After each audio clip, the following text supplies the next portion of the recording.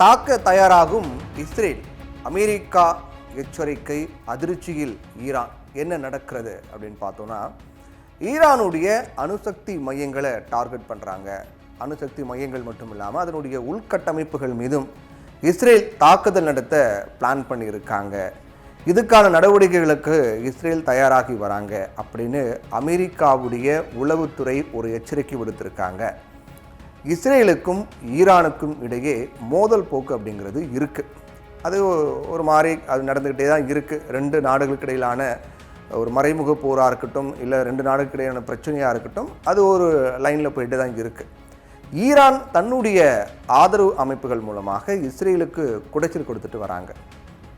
காசாவில் ஹமாஸ் அமைப்பு அப்படிங்கிறது ஈரான் ஆதரவில் செயல்பட்டு வருது.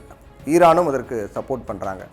இப்படியான ஒரு சூழ்நிலையில் ஹமாஸுக்கு எதிராக காசாவில் இஸ்ரேல் போரை தொடங்கி நடத்தி வரக்கூடிய நிலையில் இதுக்கு ஈரான் எதிர்ப்பு தெரிவித்து வராங்க. ஹமாஸை நீங்கள் அழிக்கிறீங்க, அதே போன்று பாலஸ்தீனத்தை நீங்கள் நிர்மூலமாக்குறீங்க அப்படின்னு ஈரான் அதற்கு கடுமையான எதிர்ப்பு தெரிவிச்சுட்டு வராங்க இஸ்ரேலுக்கு எதிராக. அதோட இஸ்ரேலோட எல்லையை பகிர்ந்து வரக்கூடிய லெபனான் நாட்டில் செயல்பட்டு வரக்கூடிய ஹிஸ்புல்லா அமைப்பினரை வைத்து இஸ்ரேல் மீது ஈரான் தாக்குதல் நடத்தி வராங்க. அப்போது தனக்கு ஆதரவான தன்னுடைய பேச்சு கேட்கக்கூடிய அமைப்புகள் மூலமாக, இயக்கங்கள் மூலமாக இஸ்ரேலுக்கு எதிராக ஈரான் செயல்பட்டு வருது. இந்த ஹிஸ்புல்லா அமைப்பையும் இஸ்ரேல் சமாளிச்சுட்டு வராங்க. ஒரு புறம் ஹமாஸை எதிர்கொள்கிறாங்க, ஹமாஸை தாக்குறாங்க, இன்னொரு புறம் ஹிஸ்புல்லா அமைப்பையும் எதிர்கொண்டு வராங்க இஸ்ரேல். இப்போ அது மட்டும் இல்லாமல் இஸ்ரேல் மீது ஈரான் நேரடியாக ஏவுகணை தாக்குதலை நடத்துகிறாங்க. இதற்கு பதிலடியாக இஸ்ரேல் ஈரான் மீது போர் விமானங்கள் மூலமாக தாக்குதல் நடத்துகிறாங்க. இதனால ஈரான் இஸ்ரேல் இடையே கடும் மோதல் போக்கு அப்படிங்கிறது இப்போது நடந்துக்கிட்டு இருக்கு. இதற்கு இடையில தான் இப்போது ஈரானுடைய அணுசக்தி மையங்களின் உள்கட்டமைப்புகளை குறிவைத்து இஸ்ரேல் தாக்க திட்டமிட்டிருக்கிறதா அமெரிக்கா உளவுத்துறை சார்பில் வார்னிங் செய்யப்பட்டிருக்கு. இது தொடர்பாக அமெரிக்காவினுடைய உளவுத்துறை அதிகாரிகள் சொல்லியிருக்கக்கூடிய செய்தி அப்படிங்கிறது என்னன்னா, ஈரானுடைய அணுசக்தி மையங்கள் மற்றும் அதை சார்ந்த உள்கட்டமைப்புகளை இஸ்ரேல் டார்கெட் பண்ணியிருக்காங்க.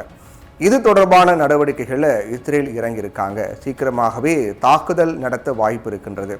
ஆனாலும் இப்போ வரைக்கும் இறுதி முடிவு எட்டப்படலை அப்படின்னு தெரிவிக்கப்பட்டிருக்கு இந்த செய்தி குறிப்பில். அதோட இது சம்பந்தமாக வரக்கூடிய தகவல்கள் அப்படின்னு பார்க்கும்போது, ஈரான் அணுசக்தி மையங்களின் மீது இஸ்ரேல் தாக்குதல் நடத்துவதற்கான வாய்ப்பு சமீபத்திய மாதங்களில் நாட்களில் பார்க்கும்போது கணிசமாக அதிகரித்திருக்கிறது. ரெண்டு நாடுகள் இடையே அதிகரித்து வரக்கூடிய பதற்றம் தான் இதற்கு மிக முக்கியமான காரணம் அப்படின்னும் சொல்லப்படுது. அதோட ஈரான் அணு ஆயுத தயாரிக்க முயன்று வராங்க. இந்த அணு ஆயுத தயாரிப்பை கைவிடணும், அணுசக்தி திட்டத்தின் கீழ் அணு ஆயுதம் தயாரிக்க மாட்டோம் அப்படின்னு தொடர்பான தளங்களுடன் ஒப்பந்தம் செய்ய வேண்டும் அப்படின்னு அமெரிக்க அதிபர் டொனால்ட் ட்ரம்ப் ஈரான் கிட்ட தெரிவிச்சிருக்காரு.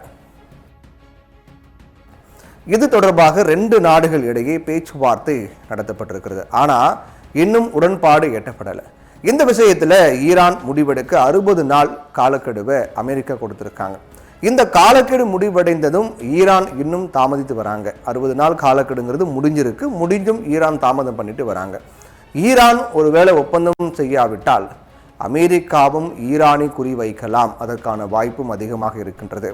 இருந்தாலும் தற்போதைய சூழ்நிலையில் ஈரான் அமெரிக்கா பேச்சுவார்த்தையில் இணக்கம் நிலவி வருவதால் ஒப்பந்தம் வரை ஈரானை அமெரிக்கா அனுசரித்து செல்லலாம் அப்படின்னும் சர்வதேச நிபுணர்கள்லாம் சொல்லக்கூடிய கருத்தாக இருக்கின்றது. இருந்தாலும் இன்னும் சில வாரங்கள் மட்டும்தான் நீடிக்கும். அதற்கு பிறகும் ஈரான் மௌனம் காத்தாலும் இஸ்ரேலும் ஈரானும் கைகோர்த்து அதிரடி நடவடிக்கைகளை துவங்கலாம் அப்படிங்கிறாங்க சர்வதேச நிபுணர்கள்.